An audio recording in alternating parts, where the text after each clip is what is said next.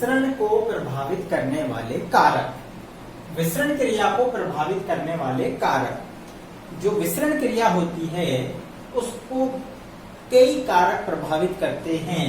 जैसा हमने यहाँ लिखा है, ताप, घनत्व, अणुओं का आकार, दाब और माध्यम अर्थात मीडियम। तो सबसे पहले हम बात करें ताप अर्थात टेम्परेचर। ताप को हम यहाँ पर टेम्परेचर कहते हैं, अर्थात विसरण क्रिया जो है वो ताप के समानुपाती होती है। यहाँ आप सीधा सीधा इस रिलेशन से समझ सकते हैं, विसरण क्रिया समानुपाती तापक्रम या ताप, अर्थात जैसे जैसे हम तापमान को बढ़ाते हैं तो विसरण क्रिया या विसरण की दर बढ़ जाती है। इसको सीधा सा स्पष्ट शब्दों में इस प्रकार समझ सकते हैं कि यदि हम ठंडे पानी के अंदर चीनी या नमक को घोलते हैं तो उसको घुलने में समय लगता है, अपेक्षाकृत गर्म पानी के अंदर चीनी या नमक जल्दी घुलता है क्योंकि उसका तापमान अधिक होता है। नेक्स्ट है घनत्व, जिसे हम डेंसिटी कहते हैं, अर्थात विसरण की जो दर है, रेट ऑफ डिफ्यूजन, वो पदार्थ के अणुओं के घनत्व के वर्गमूल के व्युत्क्रमानुपाती होती है।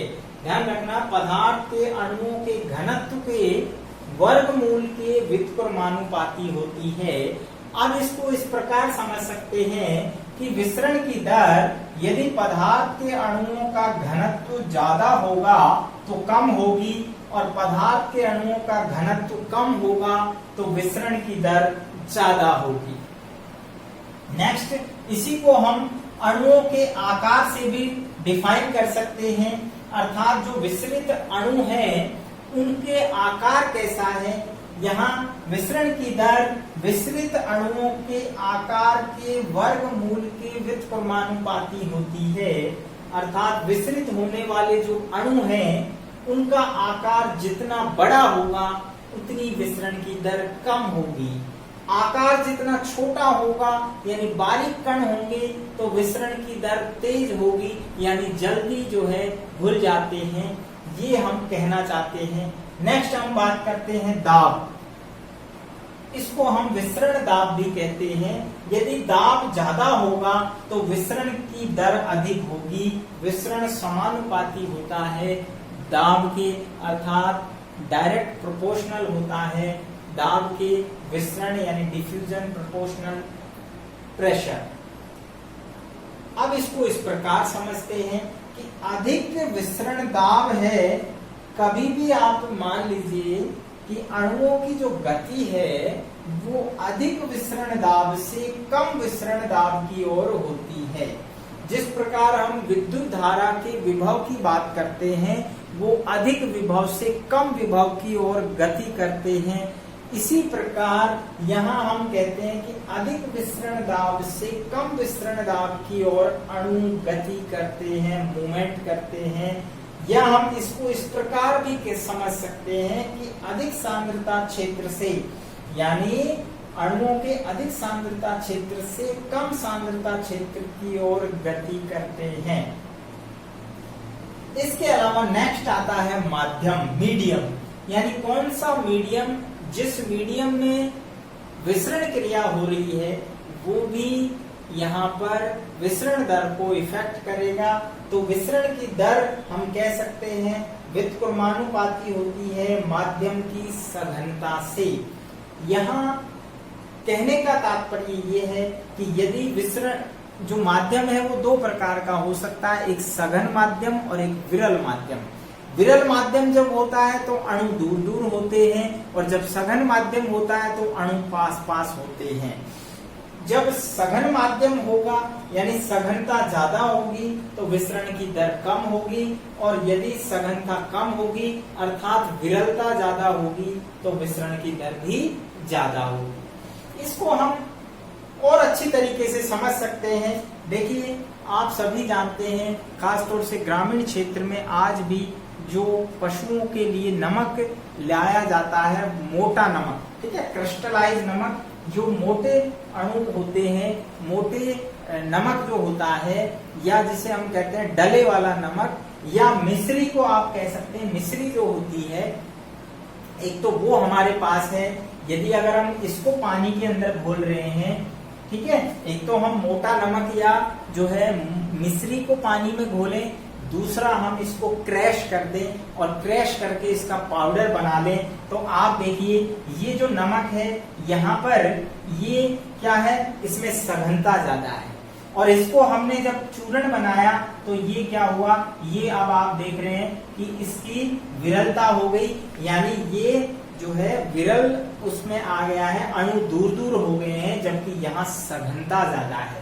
दूसरे शब्दों में हम इसको यहाँ पर स्पष्ट कर सकते हैं। अब इसको समझिए, पदार्थ के अणुओं का घनत्व, तो घनत्व यहाँ ज्यादा है तो विसरण दर कम होगी, तो यहाँ घनत्व ज्यादा है तो ये विसरण स्लो होगा, जबकि हमने इसको पीस दिया, चूर्ण बना दिया, क्रैश कर दिया, तो जल्दी घुलेगा, अर्थात विसरण दर ज्यादा होगी। यहाँ पर हम बात करें विसरित अणुओं का आकार, यहाँ आकार बड़ा है, यहाँ आकार हमने छोटा छोटा चूर्ण में बना दिया है, तो छोटे आकार के अणु जल्दी विसरित होते हैं, जल्दी घुलते हैं, जबकि मोटे आकार के अणु देर से घुलते हैं, देर से विसरित होते हैं। तो इसीलिए हमने लिखा है विसरित अणुओं का आकार जितना बड़ा होगा विसरण की दर उतनी ही कम होगी। तो इस उदाहरण से हम इसको बहुत अच्छी तरीके से इन सभी विसरण को प्रभावित करने वाले कारकों को समझ सकते हैं। नेक्स्ट हम बात करते हैं विसरण का महत्व। आखिर विसरण का क्या महत्व है? हमने पहले भी कहा था विसरण क्रिया जो है वो जल के द्वारा होती है और इसके कारण जो है बहुत सारी क्रियाएं प्रभावित होती हैं। तो सबसे पहला हम बात करते हैं श्वसन और प्रकाश संश्लेषण के अंदर जो गैसीय विनिमय होता है, अर्थात पादपों में और जो है जंतुओं में, दोनों में ही श्वसन क्रिया होती है, गैसीय विनिमय होता है। हम भी ऑक्सीजन गैस को अंदर लेते हैं और कार्बन डाइऑक्साइड को बाहर निकालते हैं। ये गैसीय विनिमय जो होता है, ये गैसीय एक्सचेंज किसके कारण हो रहा है? दैट इज डिफ्यूजन, अर्थात विसरण के द्वारा होता है। और वही अपने अधिक सांद्रता क्षेत्र से कम सांद्रता क्षेत्र की ओर। जब बाहर एनवायरनमेंट में ऑक्सीजन ज्यादा है तभी वो अंदर आती है फेफड़ों में, क्योंकि अंदर फेफड़ों के अंदर कार्बन डाइऑक्साइड कम होती है और जो है कार्बन डाइऑक्साइड ज्यादा है और ऑक्सीजन कम होती है। तो यहाँ पर गैसीय विनिमय अपनी अधिक सांद्रता क्षेत्र से कम सांद्रता क्षेत्र की ओर होता है। तो ये भी किससे संभव हुआ है? विसरण द्वारा। इसी तरह से प्रकाश संश्लेषण के अंदर भी जो गैसीय विनिमय होता है पादपों के अंदर होता है, तो वो भी विसरण द्वारा होता है। वायुमंडल में जल वाष्प का उत्सर्जन, जो पौधे वाष्प के रूप में जल को उड़ाते हैं उस क्रिया को हम वाष्पोत्सर्जन कहते हैं, दैट इज वाष्पोत्सर्जन। तो ये क्रिया भी क्या हो रही है? विसरण द्वारा होती है। खनिजों का निश्चेष्ट अवशोषण, अर्थात खनिजों का जो अवशोषण होता है वो भी विसरण द्वारा होता है, उनके अधिक सांद्रता क्षेत्र से कम सांद्रता क्षेत्र की। मृदा के अंदर जो मिनरल्स होते हैं, यानी जो खनिज लवण है वो पर्याप्त होते हैं, तो उनको जो है जो कोशिकाएं हैं वो विसरण द्वारा अपने अंदर ले लेती हैं। परासरण खाद्य पदार्थों का समूह। नेक्स्ट है खाद्य पदार्थों का समूह। जो भी फूड बनता है हमारे शरीर में हो या हम बात करें पादपों के अंदर जो भोजन बनता है उसका जो है विसरण क्रिया के द्वारा ही, चाहे वो जड़ों तक पहुंचाना हो या फ्लावर्स तक, किसके द्वारा हो रहा है? विसरण के द्वारा। इसी प्रकार हमारे शरीर में आंत्र के अंदर जब भोजन होता है, जब वो पचित हो जाता है तो उसको विसरण क्रिया के द्वारा जहां पर ब्लड है वहां पर मिलाया जाता है। नेक्स्ट परासरण व अंतःचूषण भी विसरण के द्वारा ही संपन्न होने वाली क्रियाएं, जिन्हें हम नेक्स्ट वीडियोज में पढ़ेंगे। और हार्मोन्स का वितरण। हमारे शरीर में हमने एंडोक्राइन ग्लैंड्स के अंदर पढ़ा था, जो हार्मोन्स हैं वो एक ग्लैंड्स के अंदर सीक्रेट होते हैं और उन्हें रक्त में विसरण क्रिया के द्वारा ही रक्त से सभी भागों में जहां पर उनकी सांद्रता नहीं है डिफ्यूज कर दिया जाता है। तो ये सारी जो क्रियाएं हैं वो विसरण के द्वारा ही संभव होती है। तो आज के वीडियो में हमने पढ़ा जल का पादपों से संबंधित क्या रिलेशन है, प्लांट फिजियोलॉजी क्या होती है, और विसरण क्रिया और उसको प्रभावित करने वाले कारक कौन कौन से हैं। नेक्स्ट वीडियोस में हम और अन्य जो है क्रियाओं के बारे में जो कि प्लांट फिजियोलॉजी से रिलेटेड हैं पढ़ेंगे। तो लगातार देखते रहिए हमारे जो है बायोलॉजी ऑनलाइन क्लासेस को।